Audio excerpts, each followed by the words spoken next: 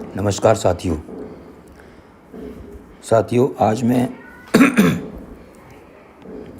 आपके सामने एक अन्य महत्वपूर्ण चार्ट लेकर आया हूं, जो कि बहुत ही महत्वपूर्ण है। और आप इसको कहीं प्रिंट करा के रख लें अपने पास, या लिख लें, जैसा भी आपको सहूलियत लगे। तो इस चार्ट में जैसे कि आप ऊपर लिखा हुआ देख रहे हैं, राशियां और नक्षत्र। तो ये सब आप सब लोगों को मालूम ही है कि हमारी 12 राशियां होती हैं। मेष से लेकर मीन तक 12 राशियां होती हैं और 27 नक्षत्र होते हैं, तथा एक नक्षत्र 28वां होता है, अभिजीत नक्षत्र।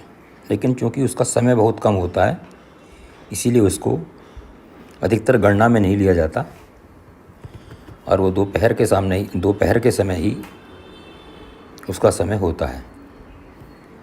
तो मुख्य नक्षत्र 28 होते हैं, और एक नक्षत्र में, जैसा कि आप देख रहे होंगे, सबसे ऊपर मेष के कॉलम में देखिए, जहाँ मेष लिखा हुआ है उसके आगे उसका वेस्टर्न नाम, पाश्चात्य नाम एरीज लिखा हुआ है, और नक्षत्र अश्विनी लिखा हुआ है।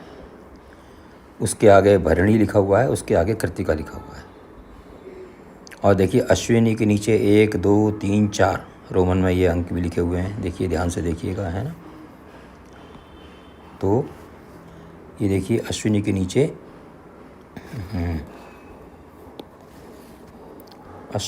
देखिए, ये देखिए 1 2 3 4 ये लिखा हुआ है। इसी प्रकार माफ़ कीजिएगा, भरणी के नीचे ये देखिए 1 2 3 4 लिखा हुआ है। उसके बाद कृत्तिका के नीचे 1 लिखा हुआ है। तो इस प्रकार, और कुल चरण देखिए लिखे हुए 9। तो एक राशि में, जैसे एक मेष राशि थी, एक राशि में कितने नक्षत्र हो गए? देखिए, 2.25 नक्षत्र हो गए, ठीक है ना।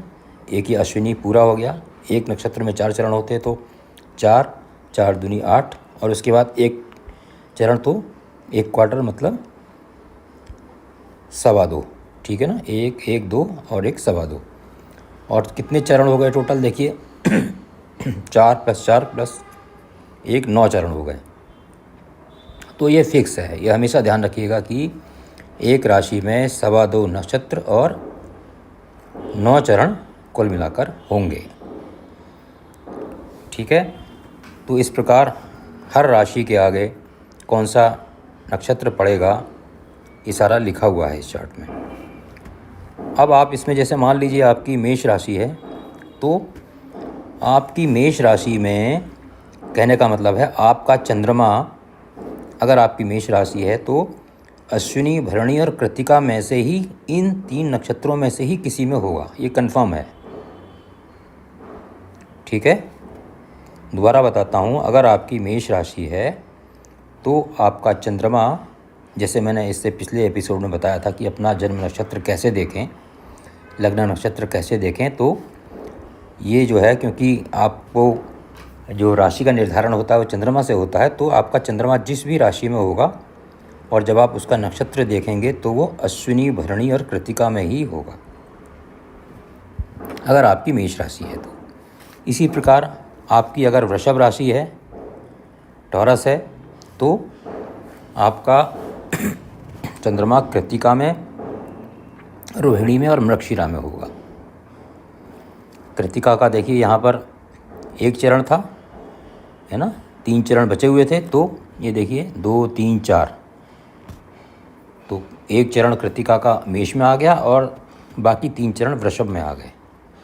और इसी प्रकार देखिए, मृगशिरा के 2 चरण वृषभ में आए, तो 2 चरण बचे, वो कहाँ चले गए? अगली राशि में आ गए, मिथुन में आ गए। देखिए यहाँ पर आ गए ना, मिथुन में। इसी प्रकार से ये सारा आगे चलता जाएगा। फिर एग्जाम्पल के लिए उदाहरण लेते हैं, जैसे मान लीजिए किसी की धनु राशि है, ठीक है, सजिटेरियस है, तो धनु राशि वाले के चंद्रमा जो होंगे वो या तो मूल में होंगे, मूल में तो होंगे ही होंगे, पूर्वाषाढ़ा में हो सकते हैं, पूर्वाषाढ़ा में भी होंगे, और उत्तराषाढ़ा का भी एक चरण होगा। तो इसी प्रकार आप अपनी राशि को चेक करिए कि ये सही है कि नहीं है। कुंभ राशि वाले देखेंगे तो उनका यहाँ पे जो दिया हुआ है इस प्रकार आएगा। इस प्रकार आप इस चार्ट के द्वारा ये रेडी रेकनर रहेगा आपके पास कि कौन सी राशि है, तो इस राशि में से ही इन नक्षत्र को हम प्राप्त करेंगे। तो मैं आशा करता हूँ कि आप सबकी समझ में आ गया होगा। बहुत महत्वपूर्ण चार्ट है, इसमें ज़्यादा कुछ बताने के लिए नहीं है, आप खुद इसको देख कर समझ सकते हैं। और किसी अंक में मैं ये कोशिश करूँगा कि प्रत्येक नक्षत्र के क्वालिटी के बारे में थोड़ा बताऊँ कि कोई नक्षत्र कैसा होता है, इसकी क्या क्वालिटी है, उसके द्वारा कौन सा रोग हो सकता है, या इस नक्षत्र में पड़ने वाले जातक का व्यवसाय क्या हो सकता है। इसी प्रकार का विवरण लेकर मैं लाने की कोशिश करूँगा। 27 नक्षत्र हैं तो थोड़ा सा वो लंबा होगा, लेकिन देखते हैं कि आगे क्या होता है। तो आप सबका बहुत बहुत धन्यवाद। मिलते हैं अगले अंक में। आप सबको मेरा नमस्कार।